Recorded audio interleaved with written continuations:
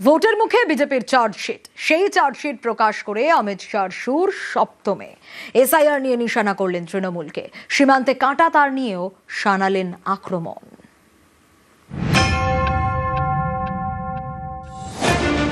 এপ্রিলে পশ্চিমবঙ্গে দুদফায় ভোট, তার আগে বিজেপির চার্জশিট। শনিবার চার্জশিট প্রকাশ করেন অমিত শাহ। এসআইআর এ তৃণমূলের ভূমিকা নিয়ে সুর চড়ান। चुनाव आयोग जैसी संवैधानिक संस्था पर गाली गलौज करना ये बंगाल की संस्कृति को शोभा नहीं दे। एसआईआर पूरे देश भर में हो रहा, कहीं पर जुडिशियल ऑफिसर नहीं लगाने पड़े, सिर्फ बंगाल में लगाने पड़े। कारण क्या है? यही चुनाव के अंदर तमिलनाडु में भी एसआईआर हुआ, कोई कोर्ट केस नहीं हुआ। केरल में भी एसआईआर हुआ, कोई कोर्ट केस नहीं हुआ। तमिलनाडु में डीएमके की सरकार है, केरल में कम्युनिस्टों की सरकार है। बंगाल में ऐसा क्या हुआ कि सुप्रीम कोर्ट ने जुडिशियल ऑफिसरों को लगाना पड़ा? इस बात का जवाब ममता बनर्जी ने बंगाल की जनता को दिया।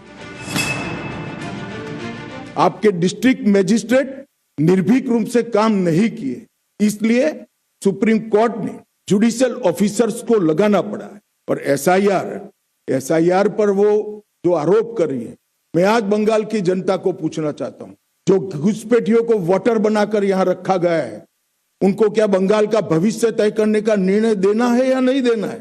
वो बंगाल की जनता ने तय करना है। मैं भारतीय जनता पार्टी की ओर से स्पष्ट कर देना चाहता हूं, सिर्फ वोटर लिस्ट से नहीं, देश भर से एक एक घुसपैठियों को हम चुन कर देश के बाहर निकालने के लिए संकल्पबद्ध है। और ये मेरी पार्टी का एजेंडा है। ममता जी को जो आरोप लगाना है वो लगाएं। ভারত বাংলাদেশ সীমান্তের মধ্যে একটা বড় অংশ পড়ে পশ্চিমবঙ্গে। প্রায় ৩,২২৩ কিলোমিটার ভারত বাংলাদেশ স্থল সীমান্ত, এছাড়াও জল সীমান্ত প্রায় ৯১৯ কিলোমিটার। এর মধ্যে পশ্চিমবঙ্গের সীমান্ত প্রায় ২,২১২ কিলোমিটার। অমিত শাহর দাবি, পশ্চিমবঙ্গ বাংলাদেশ সীমান্তে প্রায় ৬০০ কিলোমিটার কাঁটা তার নেই। এ নিয়ে তিনি সুর চড়ান। आज ममता बनर्जी जी को स्पष्ट पूछना चाहता हूं कि घुसपैठिए इतने आ गए कि आपकी सरकार सो रही है? मुझे मालूम है वो कहेगी कि बीएसएफ क्या कर रही है। बीएसएफ तभी रोक सकती है जब आप बॉर्डर पर बाढ़ लगाने की हमें भूमि दे दो। 600 किलोमीटर बाढ़ अधूरी रह गई।